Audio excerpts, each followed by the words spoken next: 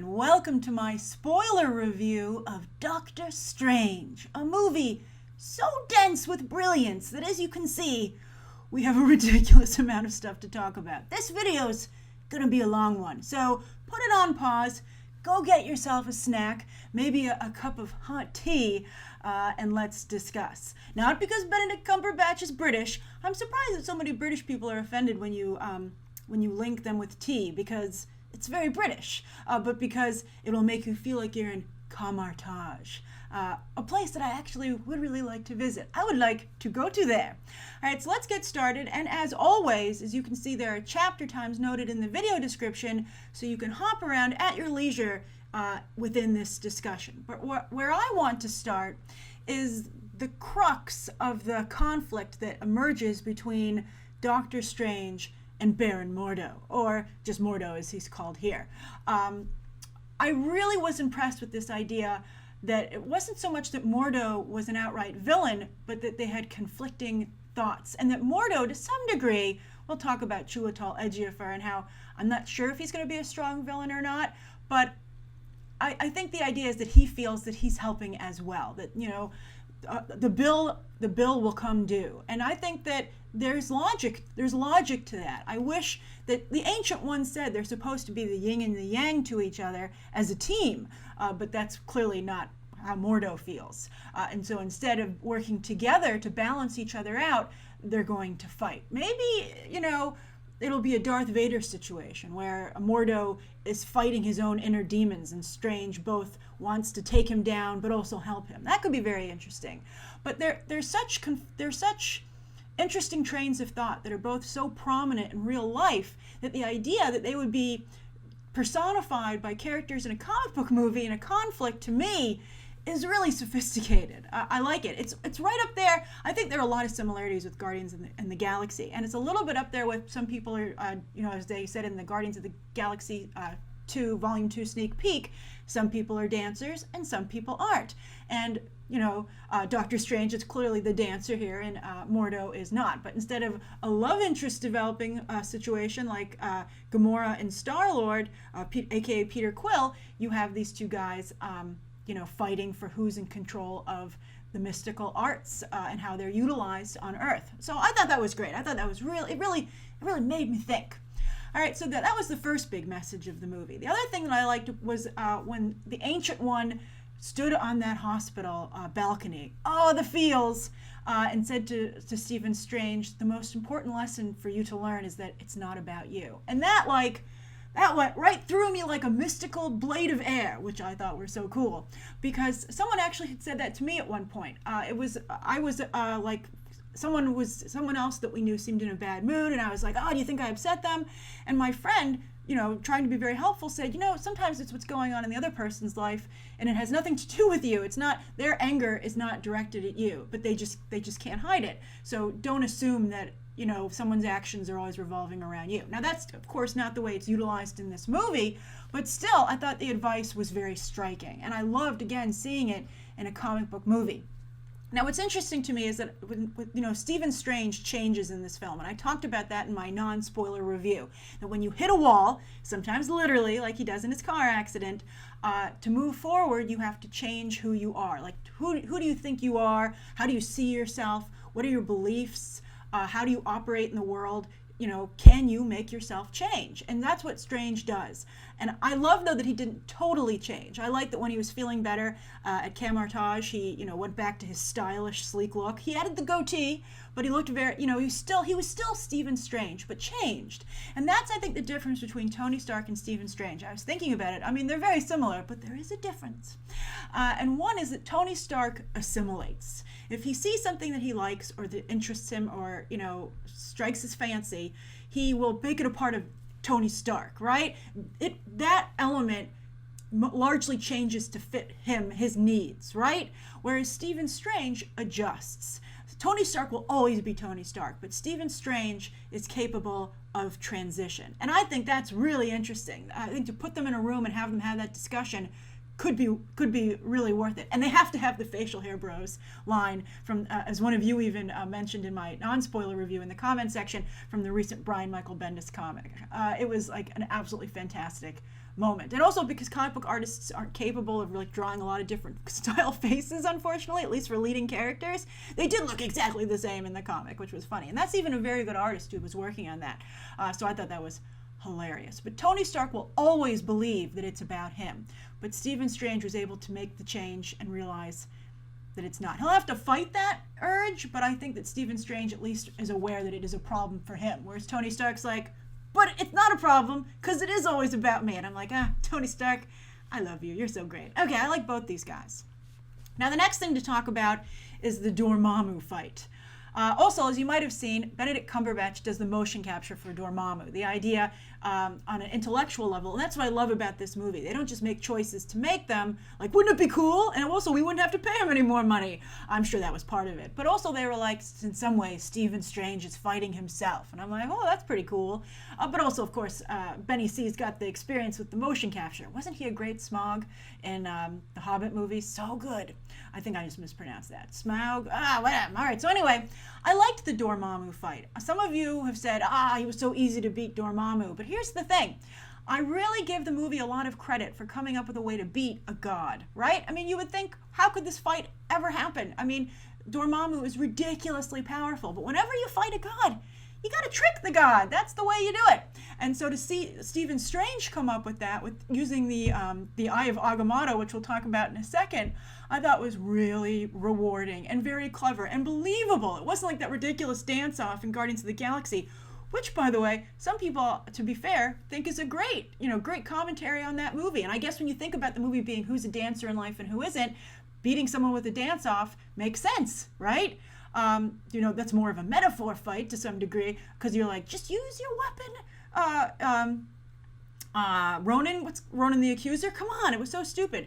But here, I think that Stephen Strange, to me at least, legitimately got Dormammu and put him in a great fight. And also, I think it emphasized the sacrifice that Stephen Strange was willing to make, and that he had truly learned the lesson, at least for the time being, of it's not about you. That he was willing to sacrifice his life, something that had been his primary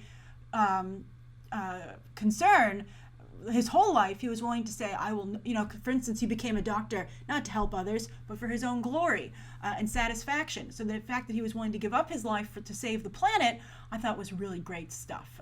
I loved it. I thought the scene was well shot. I thought it wasn't rushed. I thought they did the time loop in a way that was both amusing and didn't overstay its welcome. I just really thought that was a very satisfying, boss level fight for the movie. Now, as for the Eye of Agamotto, I thought it was interesting that Wong just was casually like, yeah, it's the Infinity Stone. And you're like, oh, man, come on, Like, I know we all know it, but can you do it with a little more majesty, perhaps? Like, that, I think that's a good metaphor for how Marvel has been handling the Infinity Stones. They're like, oh, yeah, and you see that over there? It's an Infinity Stone. You might want to keep an eye on that. It's kind of important. And you're like, man, you are not making any effort to sow the seeds or sow the Infinity Stones for the Infinity War movie that's coming up. It's like, it's crazy. I think for most audiences, it's a little bit like the Elder Wand, which is going to be a big deal in the upcoming Fantastic Beasts trilogy, I think, or, whatever you call a 5-movie grouping. Because they're like, oh, remember in the last Harry Potter movie, The Elder Wand? And I'm like, no, you didn't make enough of a point of it. I don't remember. I had to look it up on like all these Harry Potter Wikipedias. And so I think that they're having the same problem. And I'd be curious, although I think that the Russo brothers are very good, very, very, not only talented filmmakers, but so good at constructing things that are commercially viable that they'll probably fix it. But I thought that, again, great plot device. I loved, this was the best use of an Infinity Stone yet. It was very clear what it did, and it was integral to the story. Like, I wish all the Infinity Stones were as well set up as the Eye of Agamotto, and they were actually like, that's an Infinity Stone, and you can see what it does. And it only does like one very distinct thing. It manipulates time. But I thought the way they got the pages in the book, I thought that was so clever. I was like, that's really great. And also, I liked that I only saw it coming like a second before it happened. I was like, oh yeah, you can put the pages back. And of course, that's what he did. And I also liked the way they used it to defeat a god. And of course, that shows the power of the Infinity Stones. That was another good thing, I'm not come to think of it. That in this movie, they were like, okay, it doesn't just, I guess it gave Vision life, that's kind of a big deal. But they really made it clear, like, if you wield an Infinity Stone, you can take on a god. So what if you had a fistful of them? All right, so loved it. I don't know why he's not going to wear it all the time, though. That's his look, man. All right, so the next, Kamar-Taj. I love that Kamar-Taj seemed a lot like a college campus. There was one shot of Kamar-Taj where I just fell in love with it, and that's when Stephen Strange, with his cool new look, still like being the sleek, he's like, look, I might like become more self-sacrificing, but that doesn't mean I don't have to look great doing it, right? So I love when he had fixed his hair and was finally getting dressed, and he ran across the quad with his books in his arms, like he was on a college campus. And I thought that was so great. It made me really like Kamar-Taj. There was another moment too I'll talk about in a second, but also it exemplified what the point of it was. That it was a place of study and self-enlightenment and self-betterment. And I thought that was so wonderful. And also when he checked into his room at Kamar-Taj, and they showed him go to the window, and it had that crisscrossing, effect. It was very, very authentic to the region. It was just so cozy with the candles, and I thought they were very respectful of Nepal and the idea of Kamar-Taj, and that it was a Eastern Mecca. I thought that was really great, and there was a peacefulness to it that made you feel like you could see why someone would go there for self-enlightenment and self-betterment. And you can see why Doctor Strange would fall in love with it, Stephen Strange would fall in love with it.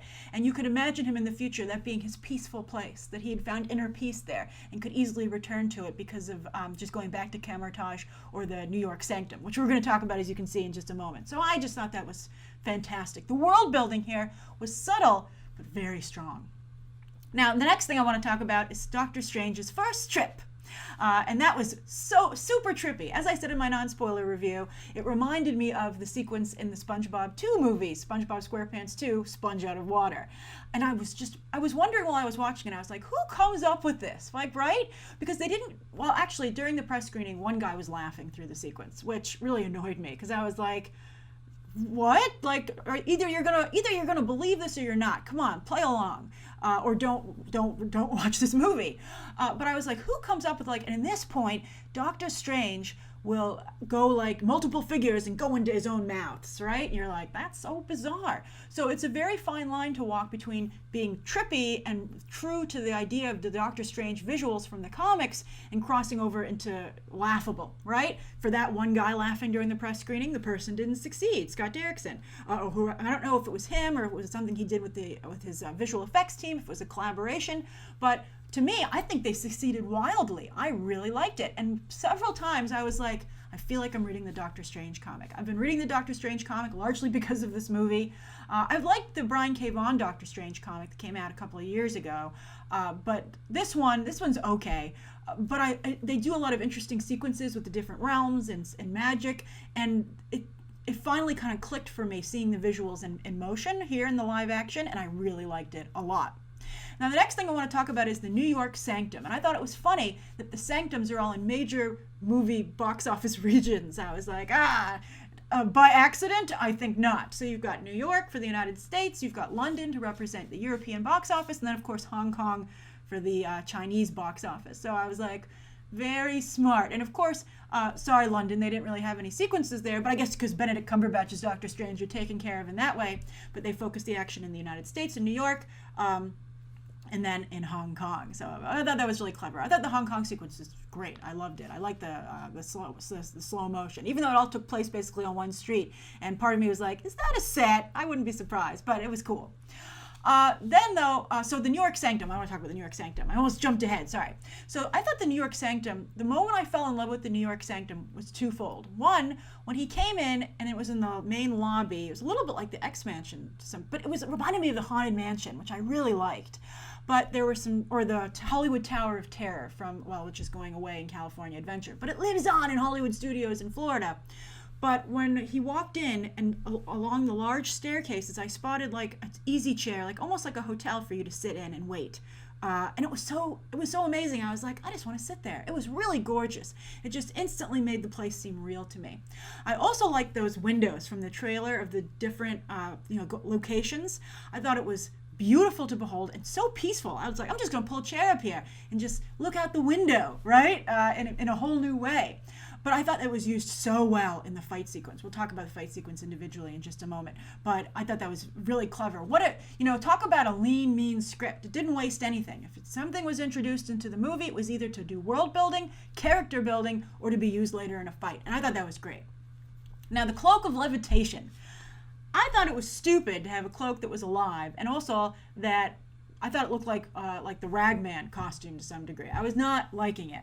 But as soon as it showed up in the movie, I fell in love with it. I liked the way, like Carpet and Aladdin, I liked the way it protected Doctor Strange. I thought that was like a neat idea. I was like, oh, because he's not a great fighter, how great for him to have this shield, right? But what I really liked about it was when after it defeated that guy, Scott Adkins actually in the fight, and it hovered in the corner. Oh, that was the end of that. I was like, you've won me over, Cloak of Levitation. We're pals. Can I wear you? Also, I think there's something kind of like very enchanting about an object choosing you, right? You're like, I didn't know if I liked it, but now that it likes me, I like it back.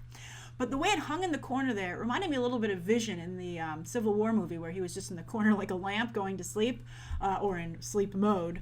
But I just loved, it reminded me again of the Hollywood Tower of Terror or the Haunted Mansion.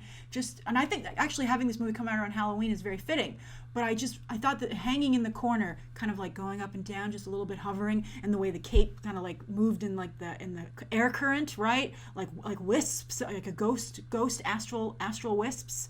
It was really magical. I loved it. When Rachel McAdams got a big laugh, reacting to it in the hospital washroom, but I don't know how she didn't just go up and look at it and be like, oh, what's this? And why didn't she ask to wear it? I really don't like it when they portray female characters as not only being on the sidelines, but being happy to be there. I think that any woman, any person would see a Cloak of Levitation in a corner and go up to it. Or at least, if they were scared of it, be really curious and ask a lot of questions about it. And it's just too cool. All right, so the New York Sanctum fight. What a great fight. I really liked it. It's not as good as the hospital fight, which it kind of bled into, but it was very, very good. Again, great use of the surroundings. And of course, the reason I put it in here, actually, now that it occurs to me, is that this was the moment we first saw Doctor Strange, when he went over the back end of the staircase and he came up with the Cloak of Levitation, and it was like, woo, all flying around furiously behind him. That's when I, as I said in my non-spoiler review, I totally geeked out, because it was just so amazing. I loved it so much. It just was like, it made my day. It was Doctor Strange, and I loved it. And I liked. I thought they had some good gags in the New York Sanctum fight when the Cloak of Levitation. I liked that. It didn't like spell words out or talk, but the way it told him, don't use the axe. Go for this really weird, very kinky device. I might add. By the way, I was like, what is this normally used for? It's making me a little uncomfortable. I'd be like, to Mads Mikkelsen, I'd be like, I'm so sorry. I didn't know what that did. I didn't know it was going to make you my submissive. So bizarre. But I have to say, I think for the most part, Mads Mikkelsen had to sell that through his movements, and they just added the CGI in later, and he did a pretty darn good job. And he partially was responsible for making it even creepier. So I like that. I like that. And I like the use of the window, that he was changing the dials and throwing one person into the desert, another person into the jungle. I thought that was just great. And the idea that the door kind of hung there, I didn't know how she was going to flip back in there. I guess she could, use her magic powers. I loved Chiwetel Ejiofor's boots, by the way. We'll talk about him later. But that was a great fight. But the hospital fight, I have to say, was my favorite because of the use of the Astral Plane. That was a really great sequence. From him popping through to assist on his own surgery, I thought that was fantastic. And I think a lot of it was sold by the acting. Rachel McAdams' reaction to him popping out of nowhere was great because it was realistic, but also she wasn't like, oh, I'm too scared, I can't do the work. So I thought that was great. And I liked that while his body was trying to be saved, he and Scott Adkins, and by the way, Scott Adkins, I'm sorry to say, he might be, I don't even think he was a particularly good fighter, quite frankly. Everyone always talks about Scott Adkins, and I was like, that's Scott Adkins. I'm not seeing it, and I think he's definitely not a professional level actor. But I love the idea of these ghosts floating through the hospital and fighting, and the way they affected the surroundings, like with the vending machine. Oh, that was great. And they had that little gag where Nicodemus West, who actually turns out to be a major Doctor Strange villain. Well, I wouldn't say major, a minor Doctor Strange villain. But the idea that he took the extra things that fell down. That's the second time a vending machine has appeared in a Marvel movie, by the way, after Winter Soldier. But I thought that was great. I really loved that Astral Plane sequence. It had a lot of different layers, a lot of nuances, and it was just, I'm going to see the movie again, and that's one of the things I'm actually excited. I'm excited to see the entire movie, but I'm particularly looking forward to seeing that. Then I have to move over to Scott Derrickson. First off, a number of you have been asking me, saying, oh, what happened to your Inception complaints, Grace? They're still there. I think that the ad campaign for this movie is very, very poor. I think that I'm worried about the film. A lot of you, even though I gave it a good review and I was like, it is this good, a lot of you are like, I just don't know if I believe it. And I have to tell you, walking into this movie, I thought it was going to be horrible because I really didn't like the ad campaign. The clips shown out of context without the full music and visual effects I thought looked very poor, but they look great in the movie. I was like, oh man, I'm going to hate this. This is going to be just another Guardians of the Galaxy situation all over again, maybe. I don't know, because I can't forgive a movie for having a crap script.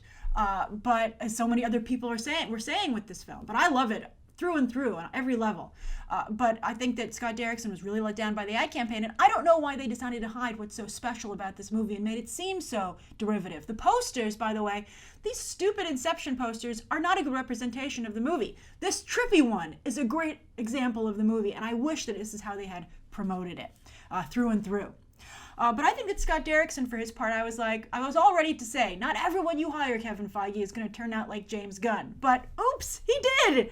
I think that he's really on the level of what James Gunn was able to deliver for Guardians of the Galaxy. Although I personally would think that he did a better job, and this looks to me to be on the level of the upcoming Guardians of the Galaxy Volume 2. And speaking of growth as a filmmaker, I can't believe this is the same guy who directed the Day the Earth Stood Still remake with Keanu Reeves, which was just absolutely horrible, unwatchable. I don't know if you remember that movie. If you saw it, you won't forget how bad it was. So the fact that he was able to make this movie, I'm like, kudos to him. Very impressive. I think that he really held it together. A very trippy, weird movie, and it seems extremely well crafted, in my opinion. I also thought even some of the more quiet scenes, like the car, well, quiet in relation to the other Doctor Strange shenanigans, like the car crash where he hurts his hands, and also when the Ancient One fell through the glass pane, when she was defeated by Mads Mikkelsen. Those moments, they made me flinch in the theater because they were so visceral. Not only with the visuals, but the use of audio, the sound design. I was just really impressed. I can't believe, by the way, Doctor Strange even survived that car crash. He should have been like, the way he tumbled downhill into the water, into shallow water. I mean, in real life, it would have shattered every bone in his body and his organs, and he would have died. And I don't know how anybody would have found that car because it was like off the side in the water near a dump, right? Who would be over there? So that was a little unrealistic, actually, but it was filmed amazingly. I mean, it was another reason where you're like, the visuals here are good throughout the movie, not just in the, multiple dimension sequences, but even in something like in the real world. Even the hospital looked beautiful. It was a very, very beautiful movie. Now, let's talk about the characters. Benedict Cumberbatch, I loved him in this film. And I think that, as I said in my non-spoiler review, what a difference it makes having an amazing actor in a comic book movie, and who takes it seriously. Robert Downey Jr. takes his role as Tony Stark very seriously. Benedict Cumberbatch takes his role. Neither of these actors feel they're slumming, as some of the critics have said. They legitimately want to bring these characters to life. And I think that Benedict Cumberbatch was fantastic, and he really sold a lot of the action sequences, his reactions, like when he saw that butterfly when he was floating in his first trip, that was fantastic. Or selling, he has to sell all the hand movements, right? He had to sell his very painful moments when he was at the end of his rope, when he that argument he had with Rachel McAdams. It seemed all very organic, and he really built, I felt, a character who seemed very real, and we got to see have personal growth, to fall and then pick themselves up again. And I really loved it. It really made me really, really like Doctor Strange. So I thought that was great.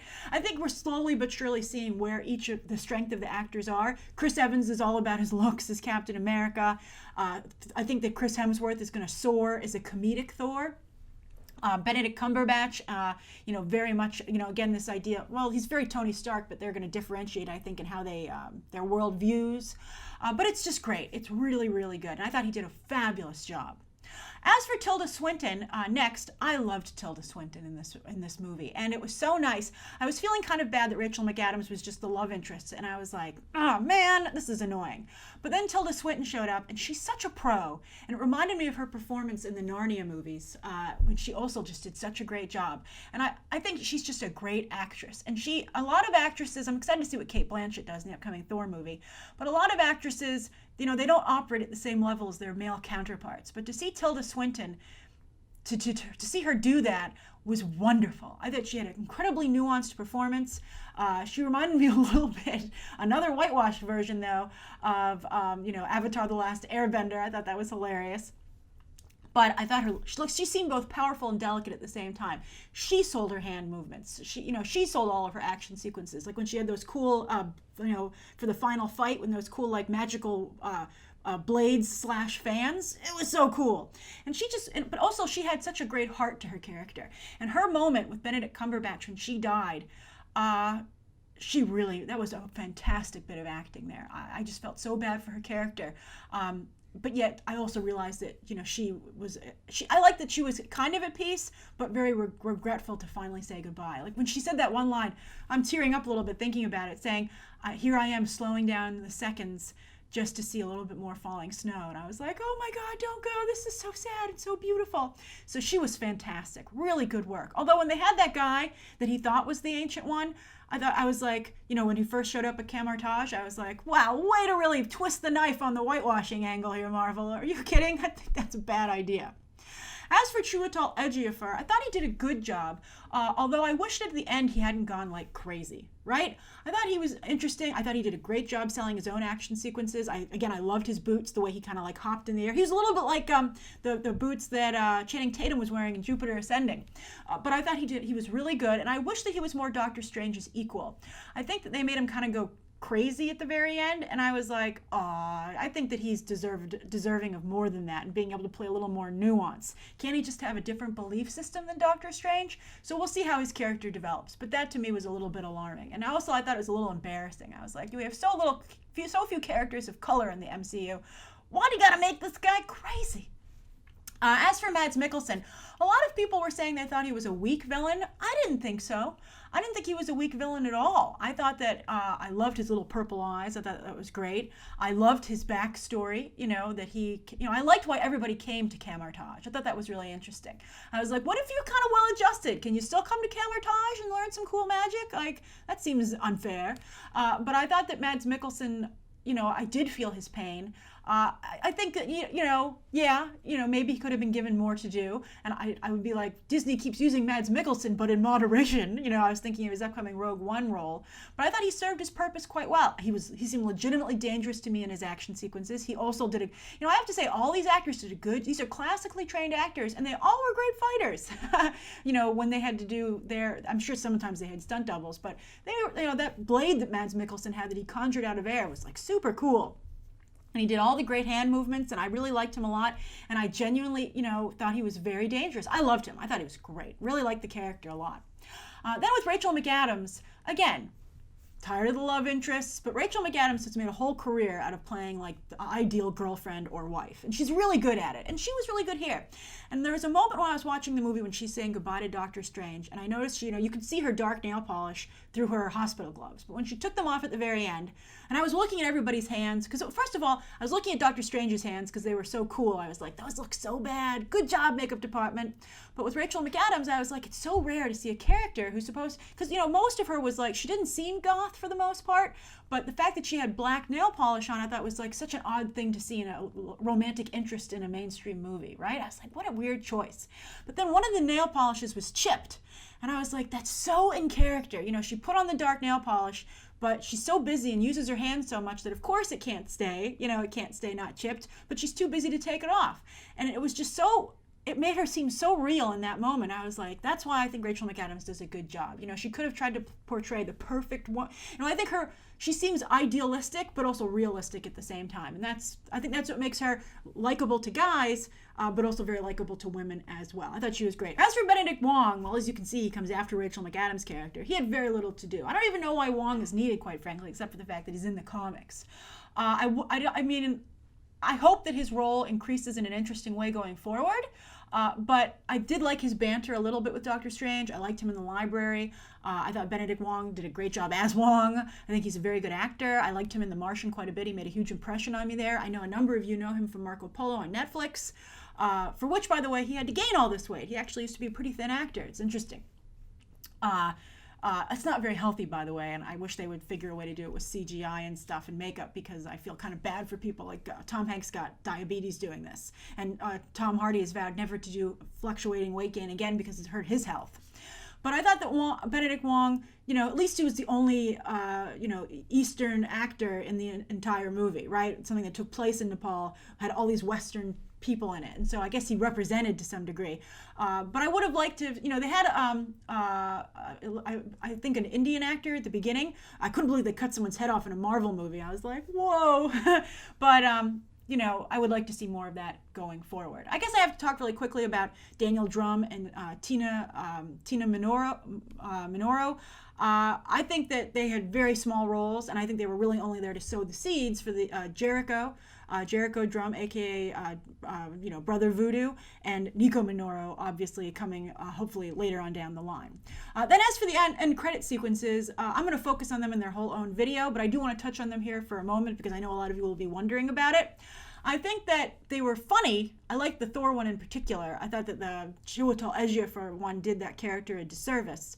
But I thought for the most part they weren't as strong as the end credit sequences in Civil War, because and also for Winter Soldier. Again, the Russo brothers, very smart, because those end credit sequences really propelled you forward. I guess they kind of propelled you towards Thor Ragnarok a bit, but there just wasn't enough. There wasn't like a thing where you're like, did you see that end credit sequence? It really gave you like a first glimpse at a character or something like that.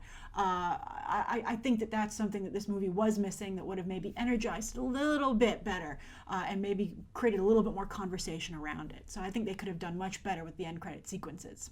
All right, so that's my spoiler review of Doctor Strange. It ended up being about the usual time, so I'm glad we were able to get it done. I hope you had fun talking about the movie with me. Lots more Doctor Strange coverage coming this week and next, but I'm excited to talk about this movie in detail with you down below for those of us who have seen it. And thank you, and you can check out some more videos right now.